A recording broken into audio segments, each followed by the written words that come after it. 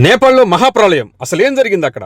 ఒకరిది కాళ్ళు, ఒకరిది చెయ్యి, మరొకరిది తల, మరొకరిది మొండెం.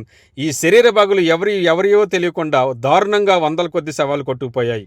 నేపాల్లో ఇంత భారీ వర్షాలు లేనప్పుడు ఈ వరద అంతా ఎలా వచ్చింది అని జనాలకి చాలా సస్పెన్స్గా ఉంది. అసలు కొంతమంది అనుకున్నారు అది భూకంపం వల్ల వచ్చిన వరద అనుకున్నారు.